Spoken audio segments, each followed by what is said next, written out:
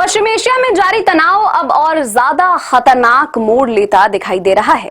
America और Iran के बीच हालात लगातार बिगड़ रहे हैं और अब युद्ध विराम पर भी सवाल खड़े हो गए हैं। पिछले 48 घंटों में घटनाएं इतनी तेजी से बदली हैं कि पूरी दुनिया की नजरें एक बार फिर मिडिल ईस्ट पर टिक गई है। ईरान ने अमेरिका पर सीधे तौर पर युद्ध विराम तोड़ने का आरोप लगाया है। ईरान का कहना है कि अमेरिकी सेना ने दक्षिणी प्रांत होर्मोजगन में सैन्य कार्रवाई कर संघर्ष विराम का उल्लंघन किया है।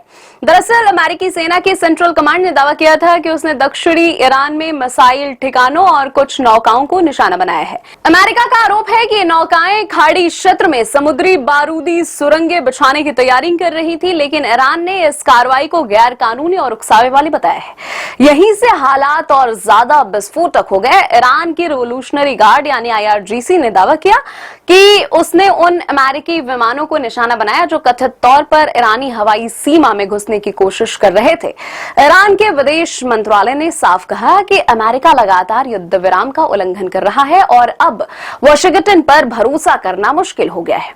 यानी शांति वार्ता की उम्मीदों को भी बड़ा झटका लग सकता है। उधर लेबनान में भी हालात बेहद तनावपूर्ण बने हुए हैं। दक्षिणी लेबनान में इजरायली हमलों में 31 लोगों की मौत हो चुकी है, जबकि 40 से ज्यादा लोग घायल बताए जा रहे हैं। इजरायली सेना ने दक्षिणी और पूर्वी लेबनान के कई इलाकों में हमले तेज कर दिए हैं और लोगों को गांव खाली कराने के आदेश दिए गए हैं। लगातार बमबारी के बीच हजारों लोग अपने घर छोड़कर सुरक्षित इलाकों की तरफ भाग रहे हैं। रिपोर्ट्स के मुताबिक इजरायली जमीनी सेना भी लेबनानी क्षेत्र के अंदर तक आगे बढ़ रही है। यानी अब यह संघर्ष सिर्फ लड़ाई हमलों तक सीमित नहीं रह गया है। इस बीच ईरान की सेना के एक वरिष्ठ प्रवक्ता ने बड़ी चेतावनी दी है। उन्होंने कहा कि अगर अमेरिका और इजराइल ने फिर हमला किया तो ईरान पहले से कहीं ज्यादा और व्यापक जवाब देगा। इसका असर पूरे क्षेत्र से बाहर भी देखने को मिल सकता है। यानी सवाल अब सिर्फ मिडिल ईस्ट तक सीमित नहीं है।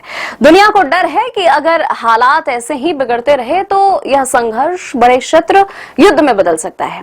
हालांकि इस तनाव के बीच ईरान से एक राहत भरी खबर सामने आई है। ईरान के उपराष्ट्रपति मोहम्मद रजा आरिफ ने कहा है कि कई हफ्तों की पाबंदियों के बाद देश में इंटरनेट सेवाएं बहाल करने की दिशा में पहला कदम उठा लिया गया है। लेकिन सवाल सबसे बड़ा यही है, क्या अमेरिका और ईरान के बीच बातचीत दोबारा शुरू होगी या फिर मिडिल ईस्ट एक और बड़े युद्ध की तरफ बढ़ रहा है? आपके इस पूरे मामले पर क्या राय है? कमेंट करके जरूर बताइएगा। वीडियो पसंद आए तो लाइक करें और चैनल को सब्सक्राइब करें।